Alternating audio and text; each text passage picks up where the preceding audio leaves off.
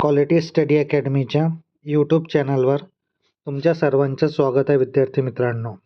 आज आपण 27 डिसेंबरचे चालू घडामोडीचे प्रश्न पाहूया. हे प्रश्न MCQ स्वरूपात असतील. आपण आपल्या चॅनलवर चालू घडामोडीचे प्रश्नाची सिरीज सुरू केलेली आहे. हे सिरीज तुम्हाला कशी वाटत आहे हे तुम्ही कमेंट बॉक्समध्ये सांगा. तुमचे जे पण सजेशन असतील ह्या सिरीजबद्दल ते तुम्ही कमेंट बॉक्समध्ये सांगू शकता. जे विद्यार्थी नवीन असतील आपल्या चॅनलवर त्यांनी क्वालिटी स्टडी अकॅडमीच्या यूट्यूब चॅनलला सबस्क्राईब करायला विसरू नका. असेच महत्त्वाचे व्हिडिओ आणि अपडेट तुम्हाला क्वालिटी स्टडी अकॅडमीच्या चॅनलतून मिळेल. आपण ह्या चालू घडामोडीच्या प्रश्नाच्या सिरीजमध्ये एक एक्झाम पॉईंट ऑफ एक महत्त्वाचा टॉपिक पाहतो. तर आजचा आपला महत्त्वाचा टॉपिक आहे इस्रोचे प्रमुख मिशन. याबद्दल आपण संपूर्ण माहिती पाहूया. चला आता आपण चालू घडामोडीचे प्रश्न पाहूया.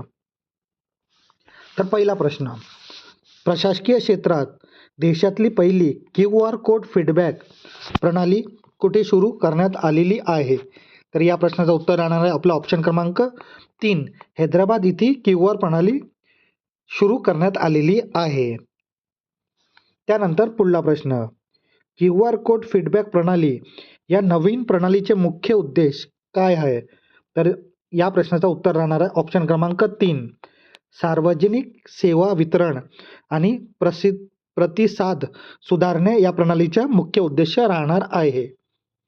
आता आपण या प्रणालीबद्दल माहिती पाहूया.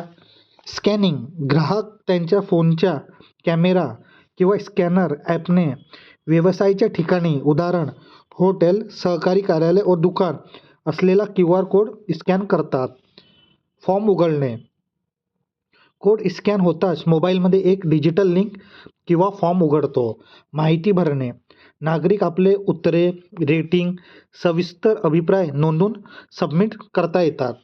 रिअल टाईम डेटा, हा अभिप्राय तत्वर संबंधित विभागाकडे किंवा मालकांकडे डिजिटल स्वरूपात पोहोचतो. ते ही प्रणाली अशी काम करते. या प्रणालीचे मुख्य फायदे काय आहेत? वेगवान आणि सोपे, ग्राहकांना लांबलचक UI टाईप करण्याची किंवा कागदी फॉर्म भरण्याची गरज नसते. रिअल टाईम प्रतिसाद, प्रशासनाला किंवा व्यवसाय मालकांना ग्राहकांची तक्रार किंवा सूचना त्वरित मिळतात. त्यामुळे तत्काळ सुधारणा करणे शक्य होतं. पारदर्शिता, सरकारी कार्यालयामध्ये यांचा वापर पारदर्शकता आणि कार्यक्षमता वाढवण्यासाठी केला जातो. उदाहरण हैदराबाद आणि गुरुग्राममध्ये हे उपक्रम आहे. खर्च कमी, कागदी फॉर्म छापण्याचा आणि तो साठवण्याचा खर्च वाचतो. डेटा विश्लेषण, जमा असलेला डेटा डिजिटल असल्याने त्याचे विश्लेषण करून व्यवसाय प्रगती करणे सोपी होते. तर हे या प्रणालीचे मुख्य फायदे आहेत. तर ही खूप महत्त्वाची इन्फॉर्मेशन आहे. एक्झाम पॉईंट ऑफनं तुम्ही लक्षात ठेवू शकता. त्यानंतर पुढला प्रश्न, K4 या क्षेपणास्त्राची यशस्वी चाचणी कोणत्या पाणडुबीवर करण्यात आली? तर या प्रश्नाचं उत्तर राहणार आहे आपला ऑप्शन क्रमांक 2, IS अरिघात या पाणडुबीवर करण्यात आलेली आहे. त्यानंतर पुढला प्रश्न, K4 क्षेपणास्त्र निर्धारित मारक क्षमता रेंज किती आहे? तर या प्रश्नाचं उत्तर राहणार ऑप्शन क्रमांक 3, 3500 किलोमीटर एवढी रेंज आहे. आता आपण ह्या प्रणाली हे जो क्षेपणास्त्र ची जी यशस्वी चाचणी पाणडुबीवरून करण्यात आली त्याबद्दल आपण माहिती पाहूया. तर भारतात K4 हे प्रामुख्याने एका अत्याधुनिक पाणडुबीतून डागलेला जाणारा बॅलिस्टिक क्षेपणास्त्र submarine launch ballistic missile SLBM आपण ह्या नावानं ओळखतो. K4 क्षेपणास्त्र प्रणालीबद्दल आपण माहिती पाहूया. प्रकार, हे अण्वस्त्र वाहन नेण्यास सक्षम असलेले इंटरमिडिएट रेंज बॅलिस्टिक क्षेपणास्त्र आहे. पल्ला, याची मारक क्षमता 3500 किलोमीटर आहे. ज्यामुळे भारताची सागरात अण्वस्त्र प्रतिबंधक शक्ती लक्षणीयरीत्या वाढलेली आहे. आकार आणि वजन, हे साधारणतः 12 मीटर लांब असून त्याचे वजन 17 ते 20 टनाच्या दरम्यान आहे. वाहून नेण्याची क्षमता, हे सुमारे 2 ते 2.5 टन वजनाचे अण्वस्त्रे वाहून नेऊ शकतात. तंत्रज्ञान, हे क्षेपणास्त्र 2 टप्प्याच्या सॉलिड इंधन फ्यूल इंजिनियरवर आधारित आहे, त्यामुळे ते जलद गतीनं टाकता येते. वापर हे प्रामुख्याने अरिहंत श्रेणीतील अण्वस्त्रित पाणडुबी SSBM तैनात केली जाणार आहे. आणि याचं महत्त्व आपण पाहूया आता. न्यूक्लियर ट्रायड K4 या यशस्वी चाचणीमुळे भारताला जमीन, हवा आणि पाण्याखालून अण्वस्त्रे डागण्याची आपली न्यूक्लियर ट्रायड क्षमता पूर्ण केलेली आहे. सेकंड स्ट्राईक क्षमता जमिनीवरील अण्वस्त्रे नष्ट झाली तरी समुद्राखालून शत्रूवर प्रतिहल्ला करण्याची मोठी शक्ती भारताला प्राप्त झालेली आहे. गुप्तता अण्वस्त्रधारी पाणडुब्या समुद्राच्या खोलीत शांतपणे लपून राहतात, त्यामुळे शत्रूला या क्षेपणास्त्राचा शोध घेणं कठीण आहे. हे याचं महत्त्व आहे. तर याबद्दल ही संपूर्ण माहिती होती. हे तुम्हाला एक्झाम पॉईंटने ही खूप महत्त्वाची माहिती आहे, तुम्ही लक्षात ठेवा. आता आपण पाहूया पुढला प्रश्न. वैभव सूर्यवंशी यांना कोणत्या क्षेत्रातील कामगिरीसाठी प्रधानमंत्री राष्ट्रीय बाल पुरस्कार 2025 प्रदान करण्यात आलेला आहे? तर वैभव सूर्यवंशी हा क्रीडा क्षेत्राचा आहे, तर याला क्रीडा क्षेत्र म्हणून प्रधानमंत्री राष्ट्रीय बाल पुरस्कार प्रदान करण्यात आलेला आहे. त्यानंतर पुढला प्रश्न.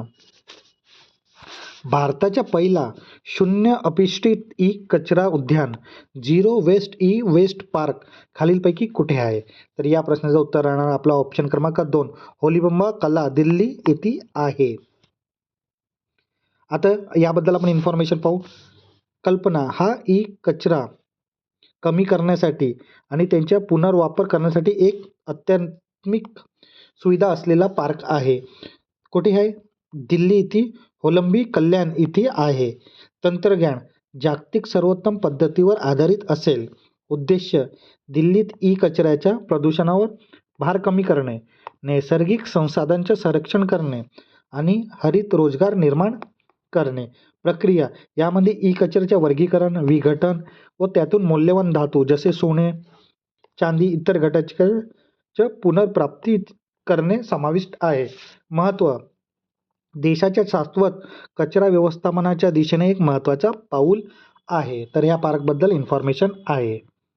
आता आपण पाहूया पुढला प्रश्न. महिला प्रीमियर लीग WPL 2026च्या हंगामासाठी दिल्ली कॅपिटलचे कर्णधार म्हणून कोणाची निवड करण्यात आलेली आहे? तर या प्रश्नाचं उत्तर राहणार आपला ऑप्शन क्रमांक 3 जेमिहा रॉड्रिग्ज यांची निवड करण्यात आलेली आहे. आता पुढला प्रश्न. ग्लोबल चेस लीग चे विजेतेपद कोणत्या संघाने पटकावलेले आहेत? तर या प्रश्नाचं उत्तर राहणार आपला ऑप्शन क्रमांक 2 अल्पाईन SG पायपर्स यांनी हा विजेतेपद पटकावलेला आहे. आता आपण त्याबद्दल इन्फॉर्मेशन पाहूया. Tech Mahindra Global Chess League त्याला आपण GCL 2025ची पहिली आवृत्ती मुंबईत 13 ते 24 डिसेंबर 2025 दरम्यान यशस्वीरित्याने पार पडली. नाव काय होतं? Tech Mahindra Global Chess League 2025. ठिकाण कुठे होतं? मुंबईच्या रॉयल ऑपरा हाऊस येथे. तारीख 13 ते 24 डिसेंबर रोजी. विजेता संघ कोणता आहे? आताच आपण बघितला आहे, अल्पाईन SG पायपर्स. मुख्य खेळाडू अनिश गिरी, D गुकेश, R प्रज्ञानंद यासारखे आंतरराष्ट्रीय भारतीय दिग्गज खेळाडूंना भाग घेतलेला होता. स्वरूप 6 संघांनी डबल राऊंडच्या रॉबिन गट स्टेज आणि अंतिम सामना खेळला. बक्षीस एकूण $10 लाख एवढे बक्षीस होते, ज्यामध्ये संघाच्या कामगिरी अनुसार आणि गेम पॉईंट्स अनुसार वाटप होता. आता आपण पाहूया पुढला प्रश्न. अलीकडे पंतप्रधान मोदींनी राष्ट्रप्रेरणा स्थळचे उद्घाटन कुठे केलेलं आहे? तर या प्रश्नाचं उत्तर राहणार आपला ऑप्शन क्रमांक 3 लखनौ येथे. त्यानंतर पुढला प्रश्न. अलीकडे कोणत्या IITनं इला नावाचा AI एजंट विकसित केलेला आहे? तर या प्रश्नाचं उत्तर राहणार आपला ऑप्शन क्रमांक 2 IIT दिल्लीनं विकसित केलेला आहे. इला हा एक प्रकारचा AI लॅब असिस्टंट आहे. वैशिष्ट्य काय? हे उपकरण प्रयोगशाळेतील गुंतागुंतीच्या उपकरणांचा वापर करून स्वतः प्रयोग करण्यात सक्षम आहे. हा संशोधन IIT दिल्लीच्या टीमनं पूर्ण केलेला आहे. तर ही इलाबद्दल माहिती होती. आता विद्यार्थी मित्रांनो, आपण आपल्या जे पण चालू घडामोडीचे सिरीज आहे, तिथे आपण एक्झाम पॉईंट ऑफ व्ह्यूने एक महत्त्वाचा टॉपिक पाहतो. तर आजचा आपला महत्त्वाचा टॉपिक आहे इस्रोचे प्रमुख मिशन. याबद्दल आपण संपूर्ण माहिती पाहणार आहोत. हे एक्झाम पॉईंट ऑफ व्ह्यूने खूप महत्त्वाची माहिती आहे. येणारा कोणती पण एक्झाम असो, इथे तुम्हाला याबद्दल प्रश्न असू शकतो. चला आता आपण हे माहिती पाहूया.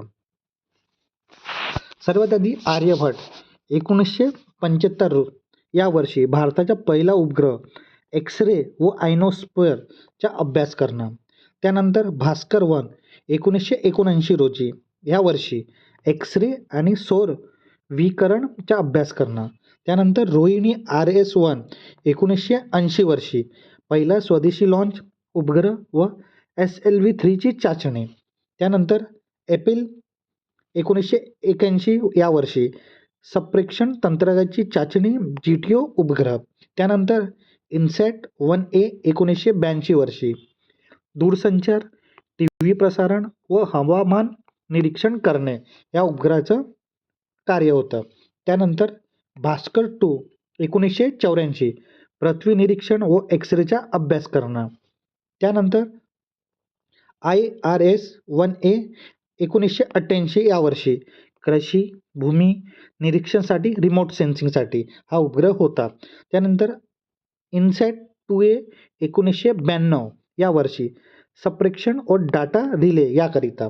त्यानंतर IRS-1C 1995 या वर्षी उच्च रिझोल्यूशन रिमोट सेन्सिंग व आपत्ती व्यवस्थापन करणे. त्यानंतर IRNSS-1A 2013 या वर्षी प्रादेशिक नेव्हिगेशन सेवा, आपण त्याला नाविक IC असं म्हणतो. त्यानंतर मंगलयान, आपण त्याला MOM 2013 मध्ये हा मंगळयान कक्षाचा अभ्यास व तंत्रज्ञानाची सिद्धता. त्यानंतर ॲस्ट्रोसॅट 2015 या वर्षी मल्टीवेव्हलेंथ आंतरराष्ट्रीय वेधशाळा. त्यानंतर IRNSS-1F 2016 नाविक या प्रणालीला मजबूत करण्यासाठी हा इस्रोचा मिशन होता. त्यानंतर चंद्रयान 2 2019 चंद्र ऑर्बिट लँडर रोवर प्रयत्न आंशिक यश मिळालेला होता. त्यानंतर EOS-01 2020 पृथ्वीचे निरीक्षण करणे, हवामान आपत्ती व मॉनिटरिंग करणे. त्यानंतर चंद्रयान 3 2023 या वर्षी चंद्र दक्षिण ध्रुवावर यशस्वी सॉफ्ट लँडिंग रोवरचा अभ्यास करणं. त्यानंतर आदित्य L1 सूर्याचे निरीक्षण करणं, अवकाश हवामानचा अभ्यास करणं. तर विद्यार्थी मित्रांनो, हे जे इस्रोचे प्रमुख जे मिशन आहेत त्याबद्दल माहिती होती. हे खूप अत्यंत महत्त्वाचे मिशन इस्रोनं केलेले आहेत. तर याबद्दल माहिती तुम्ही लक्षात ठेवा. तुम्हाला येणाऱ्या एक्झाममध्ये याबद्दल प्रश्न हमखास असतील. आता विद्यार्थी मित्रांनो, आपण आपल्या क्वालिटी स्टडी अकॅडमीच्या यूट्यूब चॅनलवर चालू घडामोडीच्या प्रश्नाची सिरीज लॉन्च केलेली आहे.